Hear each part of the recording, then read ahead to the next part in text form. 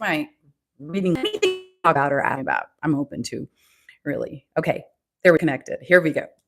So, welcome to Patty's World. Welcome to my channel.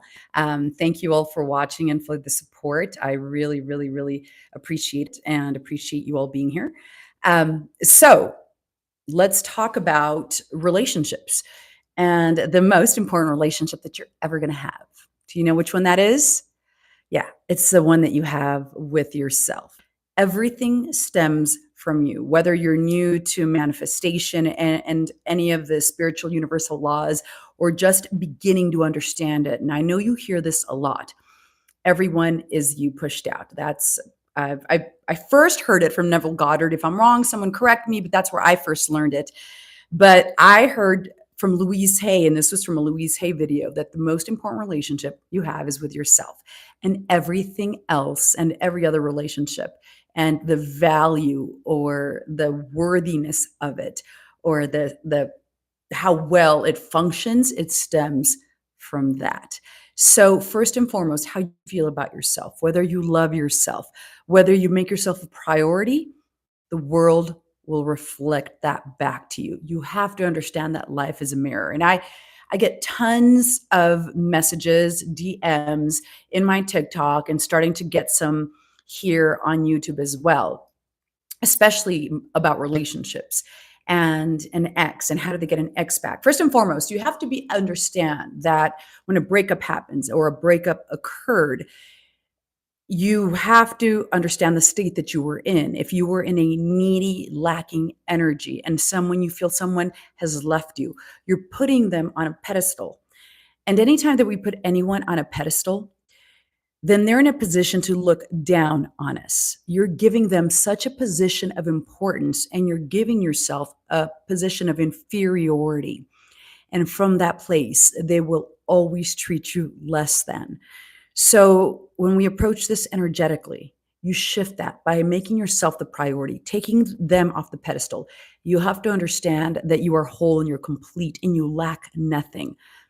And if you're looking for someone outside of you, a loved one or family, friends, whatever, to fulfill or fill a void within you, you're always going to have that sense of emptiness because it's not people's jobs to fill our voids or to heal us or to hoop jump to make us happy. We do that on our own. And from that sense of worth and self-value and self-love and understanding that we're deserving and self-approval, we can then come to a relationship in a much better position of wholeness and being healed and being complete, not from neediness. Because it is a huge burden to place on someone else when you're feeling like you're empty without them, or you're not whole without them, or you're missing something without them, because you're not. You're creating that in your mind. You're the one who poured into them. You're the one who gave them your energy. You're the one who gave them that sense of importance. And you can absolutely call your energy and your power back. First and foremost, I want you to choose yourself, to make yourself the priority in all of this, no matter where you are in a relationship dynamic, make yourself the priority. That doesn't mean, yeah, it's be selfish. And selfish I don't think it's a bad thing. It means that you fill your cup first. And from a sense of fullness and love, you're able to pour into others, including a significant other. Because when you are not replenished, when you're stretched thin, then that's how you feel and that's how you function. And you will always it repels people, especially a significant other, especially a partner. If you're looking to meet a man or want a partner back, and you're coming from a place of neediness and lack, you will repel a person. When you come from a place of being whole and complete and giving yourself first that love and approval that you're looking for other people to give you, you will automatically attract. That is where you hear don't chase, attract. You become automatically more magnetic, more attractive. Okay, so how do you shift this energy? Well, there's a lot of techniques and you see them all over the place online, here on YouTube, on social media. Meditation, first and foremost, for me, meditation changed my life when I first got into this, when I started meditating. And it was a way to reprogram my subconscious mind. I started doing self love and self worth meditations every day. And that feeling of emptiness, of lack, of that void, of abandonment that I had, which was really just a wound. And you're able to change that belief and that thought, but I gave it to myself. I reprogrammed that feeling, that little girl of feeling abandoned, and it went away. I promise you it went away.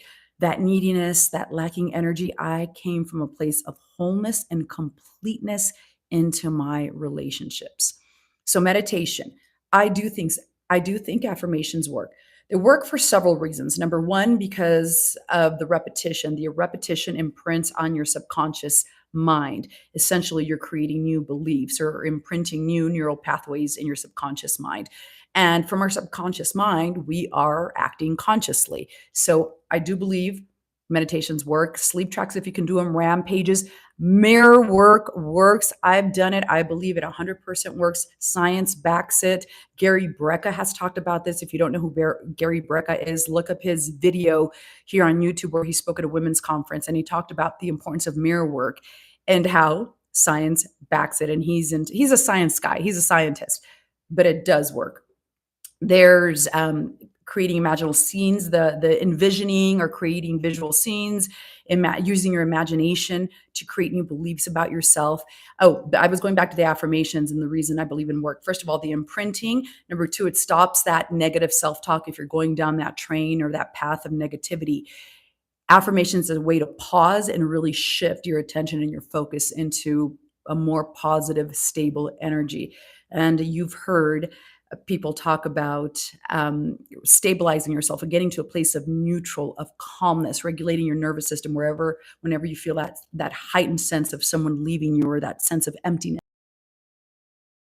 Pages, the sleep meditations, affirmations, exercise works. There's many ways that you can reprogram your subconscious mind and release a lot of that energy. Release and somatic breathing, actually. I bought this program a while back that talked about releasing stored energy that we're holding on to or wounds from our childhood. And it really was just a deep breathing and releasing, seeing like a tube, either a window open from your heart and seeing those negative emotions leave your body, or a tube coming down to your heart to the core of your body. And every time you exhale, you're releasing all this pent up emotion and energy that you're holding on to, whether it's abandonment, whether it's rejection, whether it's someone left me. But it absolutely works because from that place you're vibrating higher, you feel better, you're feeling better about yourself, and you're able to attract higher higher level things into your life. I mean, you align and you draw into your life really miracles, but from the place of abandonment and neediness and lack, anytime you're chasing anybody or anything, you're going to repel it. And from the sheer virtue that you're chasing, you're going to keep it at bay, especially your manifestations. We're not just talking about relationships, but let's say you want to manifest money. When you come from neediness and lack, you're always going to keep it at bay. You want to come from a place of wholeness and completeness, of having, of being. And that wholeness and that being the person who already has what they desire, you also want to embody that with a relationship. And it comes from first loving and valuing yourself and making the relationship that you have with yourself the most important one. If you get anything today, make the relationship that you have with yourself the most important one.